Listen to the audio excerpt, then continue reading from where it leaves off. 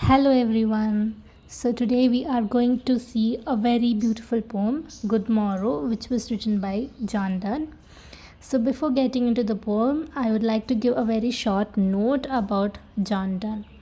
Yes, so coming to the poet, so he was the English poet and a scholar, and he belonged to a Catholic family. At his early years, he was working in a cleric position at the Church of England. Though he did not like his job and position, just because of his family and faith, he was working as a cleric in the Church of England, and later he started to write poetry. He was called as a leading metaphysical poet of 17th century, and he was also known as the father of metaphysical poetry. So he was very famous for his use of intellect wit, and he focused on many themes in his writings. In his writings, he had a wide range starting from true love to religion and spirituality, and you can say that he has focused the entire human experiences. Yes, so before getting into the introduction part of this poem, I would like to quote few lines. So here the line goes: a cup of coffee, warm sheets, sunlight filtering through the curtains, and waking up with someone you love.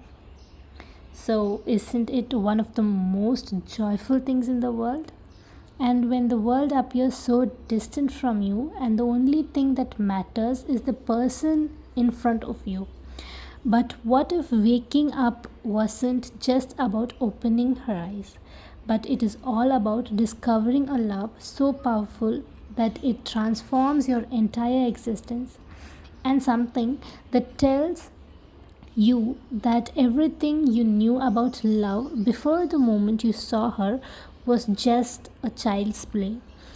And this kind of love and this kind of awakening, John Donne captures in his poem. In Good Morrow, the author here, the poet here, he tells that about how life seemed before they fell in love. It's like they were asleep, and everything they experienced before love feels like a dream. Then they expresses how being in love makes them feel awakened and unafraid. The love is shared, expanded, making their small room feel like a vast world. Then the speaker here compares their love to explorers who travel to distant lands, but in their case, their richness of their world is found within themselves. They can see the depth of each other's feelings in their eyes and face. Then the poet later highlights the unity of their love, emphasizing that their shared love is like the emerging of the world's hemispheres and brings endless life. Yes, so coming to the poem Good Morrow, which was written by John Donne. Here the first stanza goes: I wonder, by my troth, what thou and I did till we loved. We were not weaned till then, but sucked on country's pleasures childishly, or snored we in the seven sleepers' den. It was so, but this all pleasures fancies be. If ever any beauty did I see, which I desired and got, it was but a dream of thee. So, in this first stanza, the poet talks about the opinion of his love, and he is saying that he was wondering that what he was doing in his past life before he could even love, and he is saying that he was fully occupied with the worldly pleasure and the country pleasure, and that was too childish, it seems. And he is asking to his beloved that what we were doing in our past lives, that we were separated and we were not able to see and we were not able to meet each other. And then he says that these many days he was very much surrounded with fancy, and that was not the exact happiness which he wants. And he got the real happiness only after meeting his beloved. And he says that this would be everlasting and eternal, and he was longing for this happiness which was permanent in his life, which would be permanent in his life. If ever any beauty did I see which I desired and got, it was but a dream of thee. And he is saying that after he met his love, this was the real happiness which he found after longing for so many years of happiness. He's saying that he dreamed of this happiness and this everlasting love which he want in his life. Moving to the second stanza, and now good morrow to our waking souls, which watch not one another out of fear, for love and love of other sights controls, and makes one little room and anywhere. Let sea discoverers to new worlds have gone, let maps of other worlds on worlds have shown. Let us possess one world, each hath one and is one. So, in this stanza, the poet is saying that both of the souls were asleep for these long years, and now both of the souls know the real happiness, and they are awakened after knowing the real happiness. And now he is saying good morning, good morrow to our wakened souls. And now he is saying that each of the souls are watching each other without any fear of the world.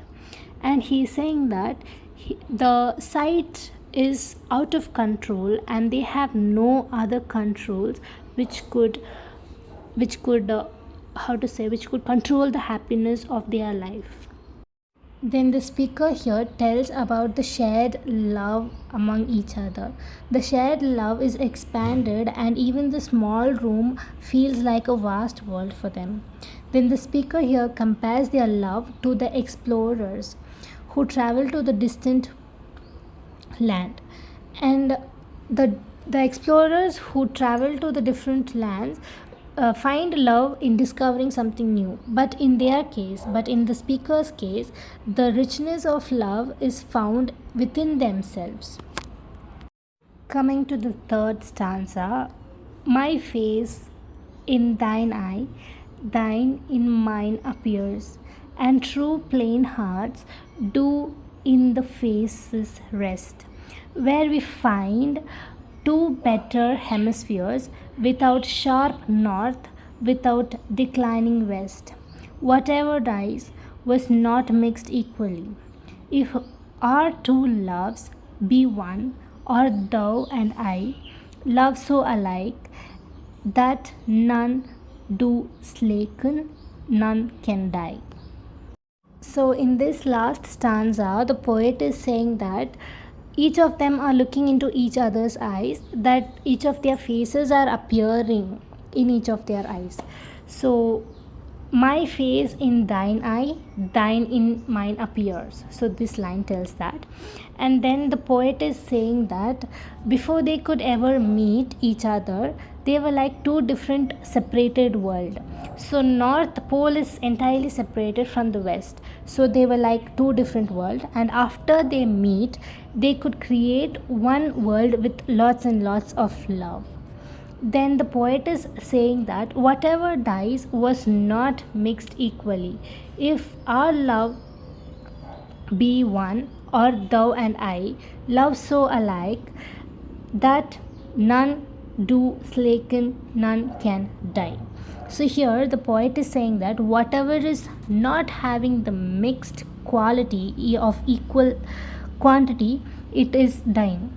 So he is saying that whatever is not vanishing in this world is not having the proper combination of mixture, but whatever is having a perfect amalgamation will ever last in this world. Then the poet is saying that if their love could be combined as one, With the equal mixture of love, thoughts, and emotion, no one could separate their love. And it could be the perfect mixture of the love, and none could die. That none of them can break their love, and their love will never die. So moving on to the theme, the poet here have given various number of themes here. The very first one is love and unity. So love and unity is the primary theme of Good Morrow. So this love and unity is the profound and transformative power of love. The poem explores how the love between the speaker and their lover unifies them on a deep level, awakening their souls and creating a sense of unity that surpasses worldly experiences. The next one is awakening and enlightenment. So here the poet uses the metaphor for waking up the depict and transformative nature of love. The speaker suggests that their lives before love were like a sleep, and it's only through the awakening of love that they truly come alive and enlightened. The next one is exploration and discovery. The poem uses the imagery of exploration and discovery, comparing the lovers to explorers mapping new worlds. This theme symbolizes the discovery of each other and the creation of unique world within their love. The next one is religious imagery. So Donne here employs the religious imagery throughout the poem, particularly in describing the awakening of souls through love. The speaker then presents love as the religious experiences, suggesting that the transformative power of love is to a spiritual revelation. The next theme is imperfection of the world.